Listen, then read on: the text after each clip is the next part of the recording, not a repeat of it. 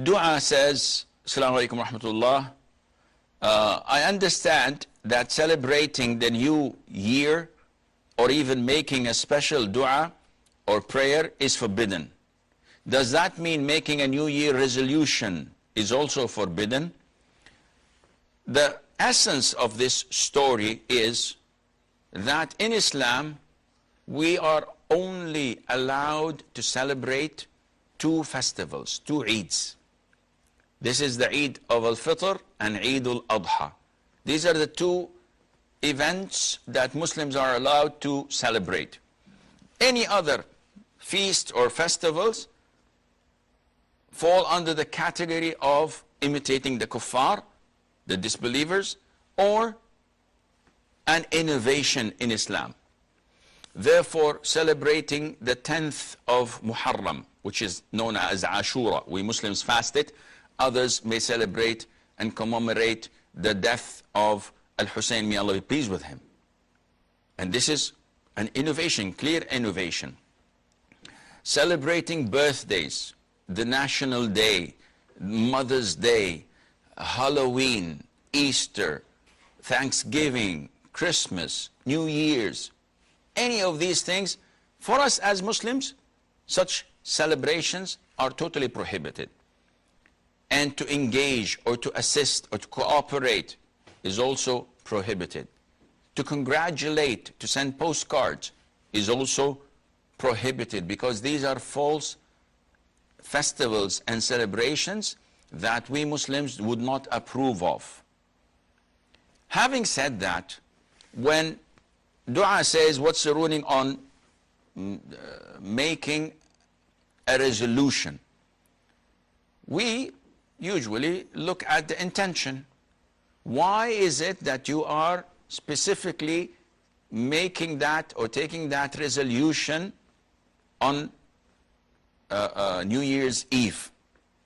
If the answer is because it's a blessed night, because it is something to celebrate, it is something that everybody is doing, so we might as well be with them, the answer would be, no, this is prohibited.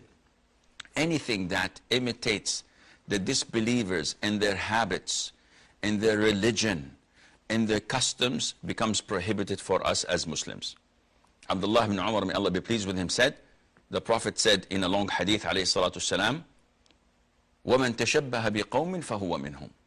Whoever imitates a people, then he is one of them. Now one would say, as usual, those keyboard knights or those who just argue without any knowledge, and we feel sorry for them, but nevertheless we have to cater for their ignorance. They say, why are you wearing the watch, Sheikh?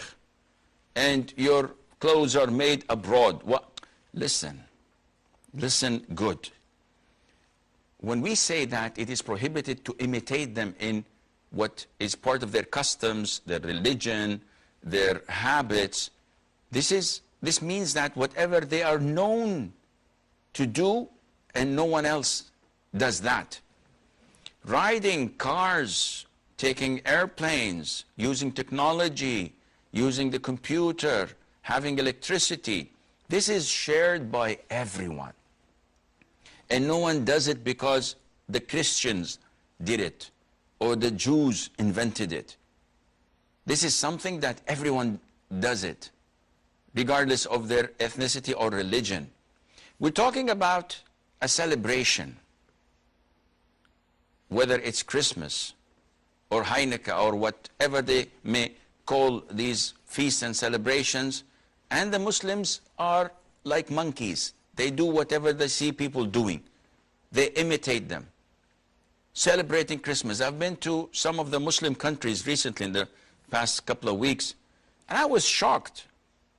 Like a country that has 90 million almost of Muslims and maybe 4 or 5 Christians, but you enter the hotels and the shopping malls, and you see and find Christmas trees, like 3 weeks or 4 weeks before even Christmas is due.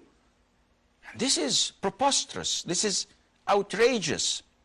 Never ever you would go to Washington or to London or to Paris and you'd find them celebrating Eid al-Fitr or slaughtering sheep on the 10th day of the Hijjah for Eid al-Adha and trying to share with the Muslims their festivals. This is never the case. And if someone tells you that George and his wife Jeanette and their sons David and Tracy were getting ready because tomorrow is Eid al-Adha and they went to the market and bought a big ram to slaughter it, and after offering Salatul Eid, they went and slaughtered it and they divided the meat into 3 sections and gave one as charity and one as gift, and they consumed the third. But then they were late for their church sermon, so they had to go because it was Sunday. Anyone who hears this said, this is crazy. George and Jeanette, Tracy and David, are they Muslims to celebrate Eid al-Hajj? Or are they Christians to go and attend the sermon or the service at the church? This is exactly what's happening to the Muslims. You have Abdullah, Muhammad, Ali, Ahmad, and their wives Fatima, Khadija, Aisha, Safiya, Hafsa, Hajar. But they look as Muslims, yet they celebrate and pretend to be Christians. This cannot be in the religion of Islam. This kind of split identity, Dr. Jekyll, Mr. Hyde, this is unacceptable in Islam. The identity of a Muslim is crystal clear. Inside, outside is the same. That's why those who, let's say, are not Muslims, especially the politicians and the people of authority, they fight Islam. They don't want the Muslims in their countries to be real Muslims. They want to dilute them. They want them to be dissolved in the melting pot. So they may preserve the name Ahmad or Muhammad. Muhammad, you may call him Mo, not Muhammad, because this is embarrassing for them. They call themselves Mo. And they may have these names, but they celebrate Christmas. They may go to parties. They may sit with people drinking intoxicants. They may even drink a toast. They're not heavy drinkers, but this is a social drink, a champagne or something, just for the occasion. So this kind of split personality is rooted through implementing their strategy over the past years. Most of the Muslim communities, most of the Muslim countries, without any exception, have been colonized mentally. When they watch on their national channels, let alone the satellite channels, when they watch wrestlings, movies, American Hollywood movies, soap operas, TV series.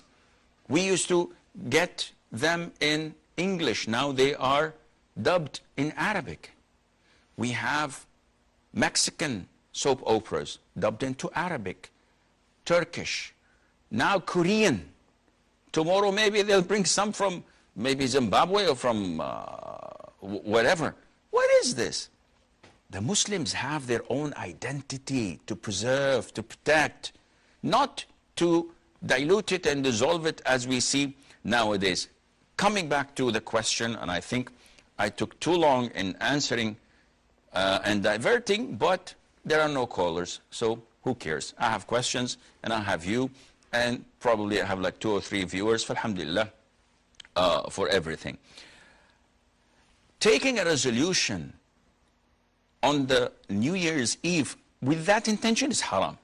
But if someone says, listen, I don't celebrate New Year's, I have nothing to do with the New Year's, but it is something to remember so that I can audit it after a year from today and see how much progress I had made or how less progress there was. It's just a day. In this case, this is permissible.